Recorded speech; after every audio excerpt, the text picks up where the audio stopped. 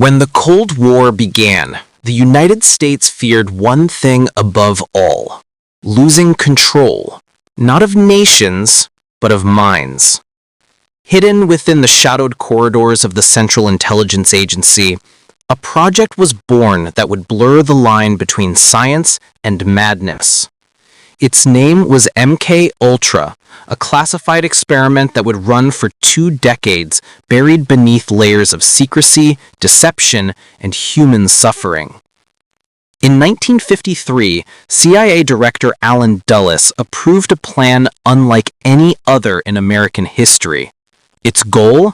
To discover how the human mind could be manipulated, erased, and rebuilt. The fear was that the Soviets, or perhaps the Chinese, were already mastering psychological warfare. America couldn't afford to fall behind. The result was a program so secret that even the president was kept in the dark. MK Ultra recruited scientists, psychologists, and military doctors, many of whom had once worked for Nazi Germany and Imperial Japan. Through Operation Paperclip, they had been brought to America, offered safety in exchange for knowledge of human experimentation. That knowledge was now being turned inward, against American citizens. The CIA funded hospitals, universities, and prisons under fake research names. Behind locked laboratory doors, they tested LSD, hypnosis, sensory deprivation, electroshock, and psychological torture. Subjects were often poor, imprisoned, or institutionalized.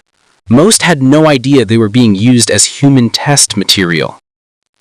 In Montreal, Canada, at the Allen Memorial Institute, a Scottish psychiatrist named Donald Ewan Cameron became one of MK Ultra's most infamous collaborators.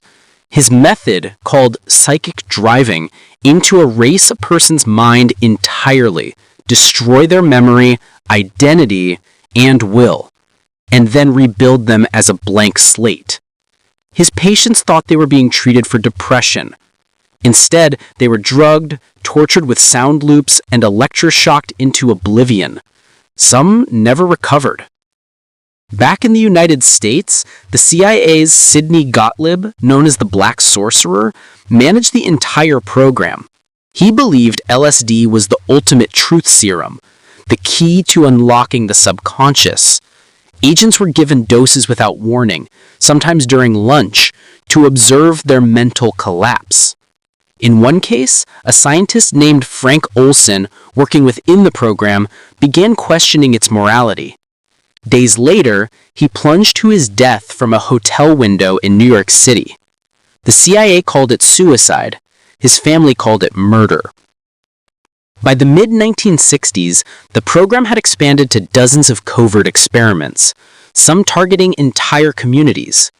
In one secret test, LSD was released into the air of a small French town called Pont-Saint-Esprit, allegedly causing mass hallucinations and chaos. In another, prisoners in Kentucky were given daily doses of LSD for 77 consecutive days. Many emerged mentally broken.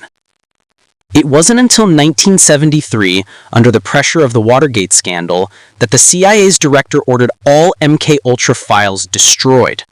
But fragments survived, hidden in budget records, misfiled reports, and whistleblower testimonies.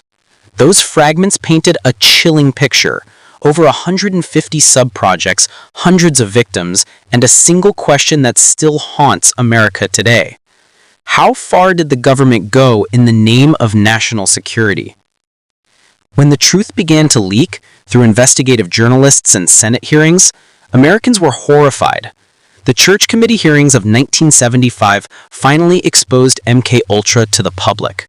Senators listened in disbelief as survivors told stories of mind control, psychological torture, and vanished memories.